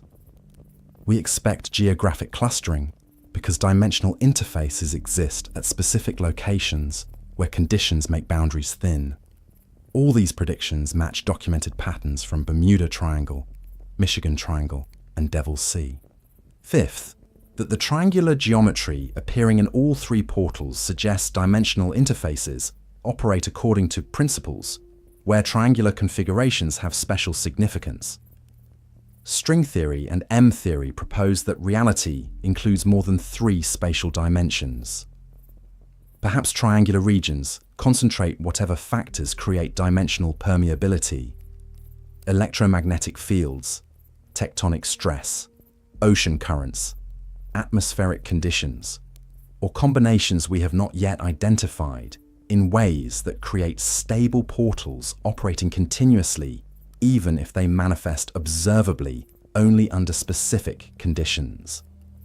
The Bermuda Triangle has claimed over 1,000 people across 2 centuries of documentation, 27 men from Flight 19 and Training 49, 306 aboard USS Cyclops, 49 between Star Tiger and Star Ariel, 32 on the DC-3, dozens more from vessels and aircraft whose disappearances followed the same pattern of routine operations followed by absolute silence and complete absence of recoverable remains. The Michigan Triangle claimed 58 people aboard Flight 2501 in single incident that remains the most extensively searched aviation disappearance in American history. Captain Donna vanished from locked cabin. 11 men aboard Rosa Bell disappeared without wreckage. 7 aboard Thomas Hume vanished with vessel and lumber cargo that should have floated. The pattern continues with small aircraft and private boats disappearing regularly enough that local mariners and pilots treat the triangle as region, requiring extra caution, even if they cannot articulate what they are being cautious about. The Devil's Sea claimed 5 military vessels in 6 months during 1952. 31 people aboard Kayo Maru No. 5, who went specifically to investigate why vessels were disappearing. The Japanese government responded by officially designating the region as danger zone, warning that continues to appear on maritime charts 70 years later because the phenomena persist, and no conventional explanation has emerged that would justify withdrawing the warning. These are not legends or folklore. These are documented incidents with government investigations, family members demanding answers, insurance claims requiring physical evidence of loss, maritime and aviation authorities conducting inquiries using scientific methods and technical expertise. The disappeared existed in verifiable ways: passenger manifests, crew rosters, cargo records, departure logs, communication transcripts. They boarded vessels and aircraft that departed ports and airfields under observation. And they ceased to exist in searchable space without leaving evidence that investigations could use to determine what happened, except the pattern of their absence, matching the pattern of hundreds of other absences in same locations. Stranger Things presented dimensional interfaces through the upside down, a dark mirror of reality accessible through gates in specific locations. The show was fiction creating narrative drama from accumulated observations that gates might exist not through supernatural agency, but as natural features of reality. The Duffer Brothers drew inspiration from documented phenomena at locations we have examined tonight. Flight 19, vanishing despite experienced pilots and clear weather. Ships disappearing without wreckage despite modern search technology. Time distortions creating discrepancies between subjective experience and measured chronology. Green fog appearing instantly. Lights demonstrating impossible flight characteristics. These are real phenomena that fiction dramatizes but did not invent.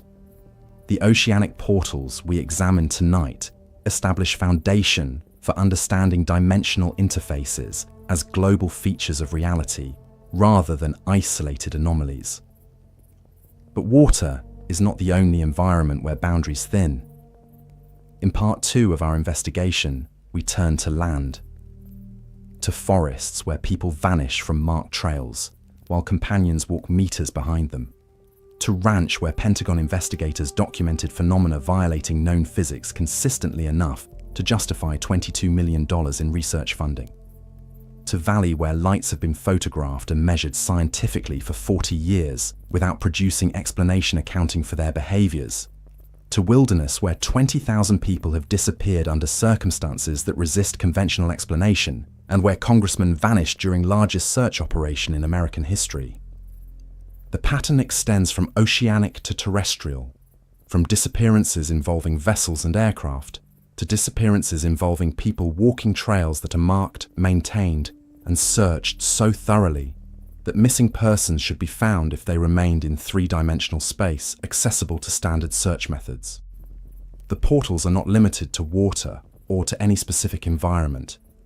They appear wherever conditions create thin places in dimensional boundaries, and those conditions exist on land as readily as at sea.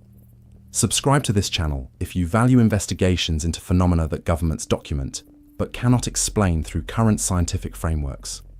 Press the bell to receive notification when Part 2 releases, where we examine terrestrial dimensional portals that prove nowhere on Earth is truly safe from boundaries that thin under conditions we cannot predict.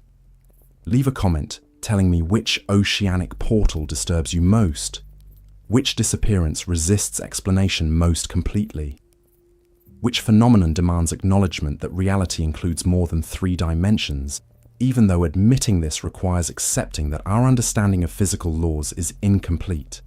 The disappeared call to us across dimensional boundaries we cannot cross. Their voices exist in spaces we cannot reach, but they speak nonetheless through accumulated evidence, through patterns too consistent to dismiss, through families who demand acknowledgement that their loved ones are not gone but displaced, not dead but elsewhere, not forgotten but remembered in frameworks that finally acknowledge what portal locations have demonstrated for decades or centuries. That reality is stranger than our three-dimensional perception suggests, that dimensional boundaries are real and permeable, and that sometimes the most important question is not where the disappeared went, but whether we will finally acknowledge that dimensional space includes configurations beyond the 3 we evolved to perceive as all that exists. I am Mr. Ravenhurst. This concludes part 1 of our investigation into real dimensional portals that inspired Stranger Things. The oceanic mysteries, 3 triangular regions where water hides interfaces between dimensional configurations, where the disappeared remain displaced in spaces that searches cannot access, where governments acknowledge phenomena while admitting inability to explain them through physics that assumes 3 dimensions exhaust reality. In part 2, we venture onto land, where Pentagon investigators conduct classified research into ranch that violates known laws, where bloodhounds track missing persons to points where scent trails end abruptly as if people teleported, where Norwegian scientists document lights that respond to human presence according to intelligence that 40 years of study has not explained, where Alaskan wilderness claims 20,000 missing persons, including congressmen whose disappearance prompted largest search in American history that found nothing despite covering 325,000 square kilometers. The terrestrial portals await. The pattern extends. The dimensional interfaces are not limited to oceans or any specific environment. They are features of reality distributed globally. And in part 2, we map them, we document them, we demonstrate that fiction is inspired by fact, that Stranger Things dramatized what documented evidence establishes is real. Join me in part 2. For now, know that water hides more than ships and aircraft lost to weather and accident. Water conceals dimensional boundaries where reality thins, where crossing becomes possible under conditions we cannot predict, where the disappeared exist but elsewhere, and where their absence teaches us that the universe operates according to principles more comprehensive than those we have yet discovered. That dimensional boundaries are real, that portals exist, and that sometimes the barrier between our world and adjacent configurations is as thin as the surface of water that appears solid from above, but conceals depths that swallow vessels and never return them to searchable space. Good night, and may your voyages never cross dimensional boundaries at moments when gates open. May your navigation equipment never malfunction in ways suggesting additional dimensions are interfering with instruments designed for three-dimensional space. May your searches never end with absence that investigations cannot explain except by admitting that the disappeared are not in searchable space. May you remain safely anchored in familiar dimensions.